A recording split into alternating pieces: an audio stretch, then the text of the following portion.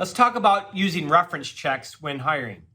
Too often people either skip this step or don't put enough importance on this step. They kind of check the box and they think, this is common thought, well, they gave me the references, so I'm going to call them and I'm sure they're going to say great things about them. So I either don't need to check them or I'll ask them some general questions. Yep, they said they were a good person. They'd hire them again, all those kinds of things, and then we move forward. And so certainly when you do reference checks, part of that is you want to see what kind of person that you're hiring. And what you should do, in my opinion, what we found is areas that have come up during the interview process, right? Maybe strengths you want to confirm and lean into and get more information on those strengths. Are they really strengths that other people saw the way you and your team are seeing? Are there red flags or maybe yellow flags or some questions around the candidate? Lean into those more specifically and see if you can uncover more information around those, all right? So those are two ways to kind of qualify the candidate.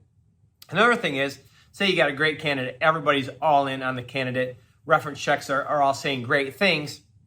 Where you can lean in is to figure out how best to work with this person. Everybody's different. Not everybody's motivated the same way. Not everybody works the same way.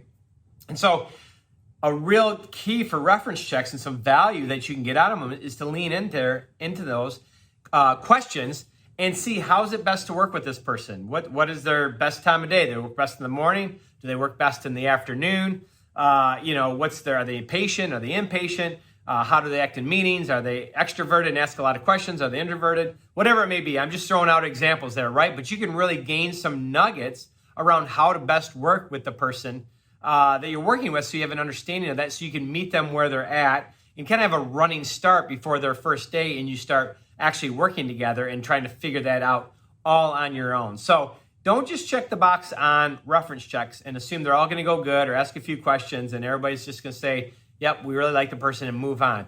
Really dig in and you can get some valuable information on your candidate. And then if you move forward, decide to and make the offer and they accept and get started, you're already that much further along. So next time you have to do reference checks, try this and let me know what you think.